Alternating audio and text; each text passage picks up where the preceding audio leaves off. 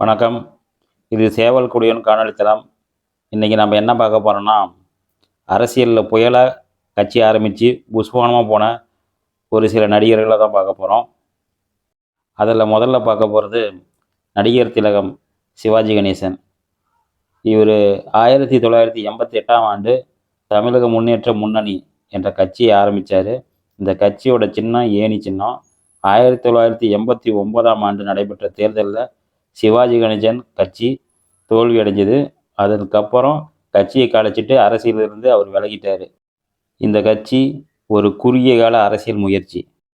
திரு சிவாஜி கணேசன் அவர்கள் அரசியல் வாழ்க்கையில் திராவிடர் கழகம், காங்கிரஸ், திமுக, ஜனதா தளம் போன்ற பல கட்சிகளை உறுப்பினராகவும் தலைவராகவும் இருந்திருக்கிறாரு. ஆனால் தனது தலைமையில் தொடங்கிய தமிழக முன்னேற்ற முன்னணி அவரது தனிப்பட்ட கட்சி.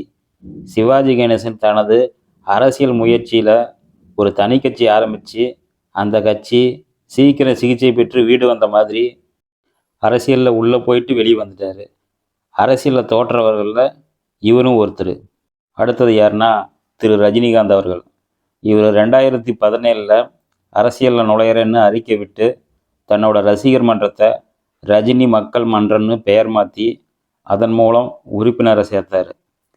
அப்புறம் 2020 அரசியலில் புதிய கட்சி ஆரம்பித்தார். கட்சி பேர் மக்கள் சேவை கட்சி. இதை தலைமை தேர்தல் ஆணையத்தில் பதிவு செஞ்சார். இந்த கட்சி 234 தொகுதியிலும் போட்டியிடும் நோக்கத்தோடு செயல்பட்டுச்சு. மக்கள் சேவை கட்சியோட சின்னம், கொடி இது எதுவுமே அப்போதைக்கு அறிவிக்கப்படலை. ஆனால் ஒரு சில மாதங்களில் இந்த கட்சியை தைரியத்தோடு கடைச்சிட்டாரு. இவரும் அரசியல் தொடங்கி அடுத்த சில மாதங்களே கடையை சாத்திருச்சு. இவரும் அரசியலில் தோத்தவரே. அடுத்தது யாருன்னா நம்ம கருணாஸ், அதாவது லொடுக்குப்பாண்டி. 2017 ஆரம்பித்த கட்சி தான் முக்குளத்தூர் புலிப்படை. இவரோட கட்சி கொள்கை என்னன்னா, பாரதிய ஜனதா சாதி மத அச்சுறுத்தல்களை எதிர்த்து போராடும் கட்சி இதுன்னு அறிவித்தாங்க. 2016 அதிமுகவை ஆதரித்து கூட்டணி சேர்ந்தாங்க. திருவாடனை தொகுதியில் போட்டியிட்டு ஜெயிச்சார். அப்புறமா 2024 திமுகவை ஆதரித்து அதிமுகவையும் பாஜகவையும் விரட்டி அடிக்கணும்னு நாடாளுமன்ற தேர்தலில் திமுகவோட கூட்டணி வச்சார். அதுக்கப்புறமா இவர் ஸ்டாலினை புகழ்ந்து ரஷ்யா போர் நிறுத்தத்துக்கு யார் காரணம், எங்கள் ஐயா தான் காரணம், இப்படி சுமார் புகழ்மலையாக பொழிஞ்சு தள்ளினார். சொல்லப்போனால் இந்த கட்சியும் இவரும் பிழைப்பு அரசியல் நடத்திட்டு இருக்குது. அதனால் இவரும் அரசியலில் தோற்றவரே. ஆனால் இன்னும் வாய்ப்பு இருக்குது. அடுத்தது நம்ம கமல்ஹாசன். இவர் ஆரம்பித்த கட்சி மக்கள் நீதி மையம். டார்ச் லைட்டு சின்னம் இவரோட கட்சியோட சின்னம். இந்த கட்சியை ஆரம்பித்த ஆண்டு 21 பிப்ரவரி 2018ஆம் ஆண்டு.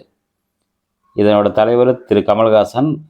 இதோட கொள்கை சமூக நீதி, சமத்துவம், ஜனநாயகம் இதை அடிப்படையாக கொண்டது. இந்த கட்சி தீவிர திமுக எதிர்ப்பாக செயல்பட்டுச்சு.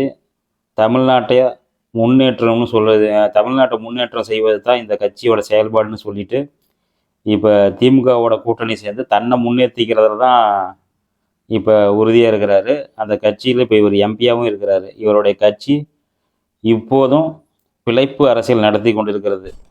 இவரும் அரசியலில் தோற்றவரே. அடுத்ததாக நாம் பார்க்க போகிற தலைவர் திரு வைகோ அவர்கள். வையாபுரி கோபால்சாமி, சுருக்கமாக வைகோ. இவர் தமிழ்நாட்டில் முக்கிய அரசியல்வாதி. இவர் திமுகவிலேருந்து 1994 பிரிஞ்சு மறுமலர்ச்சி திராவிட முன்னேற்ற கழகம்னு ஒரு கட்சியை தொடங்கினார். அதுக்கு முன்னாடி திமுகவில் இருந்து 3 முறை ராஜ்யசபா உறுப்பினராக இருந்தவர் வைகோ அவர்கள். டிஎம்கேவில் மாணவர் அணி காலத்திலிருந்து தொடங்கி காந்தி ஹிந்தி போராட்டங்களில் ஈடுபட்டு மொத்தம் 28 முறை கைதானவர். 4 வருஷம் சிறை சென்றவர். குறிப்பாக சொல்லணும்னா விடுதலை புலிகள் ஆதரவு குற்றச்சாட்டில் சிறைக்கு சென்றவர். கேட்கும்போதே புல்லரிக்குதா?